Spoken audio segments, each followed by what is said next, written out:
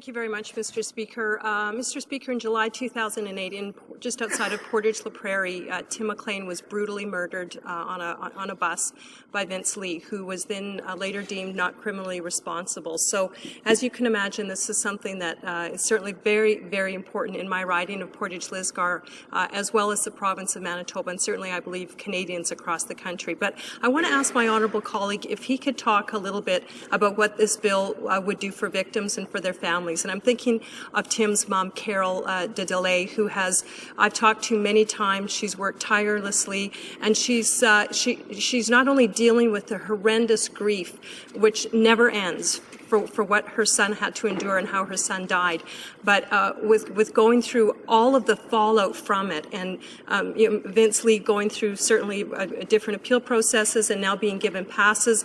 I'm wondering if my colleague could talk very specifically about victims and how this can help support them while not, again, assigning blame to somebody who has been deemed not criminally responsible. Thank you, Mr. Speaker. Member for Burlington.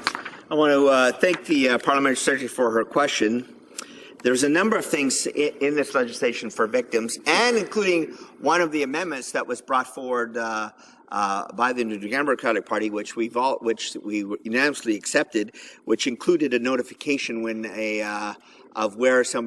if a victim asks, where a notification where somebody with a high-risk NCR designation is going to be living afterwards, that they be notified.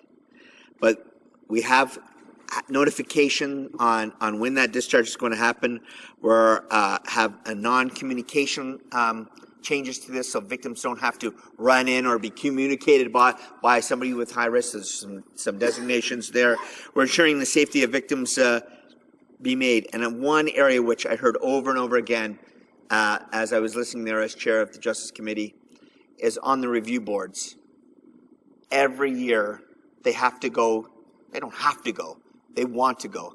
They go and listen to the review board's recommendations, the discussion, the evidence. They have to relive their victimization. They have to relive the serious offense that happened against their family. This legislation allows for a longer-term period of healing for those families that are victimized. So, thank you very much, Mr. Speaker. Questions and comments.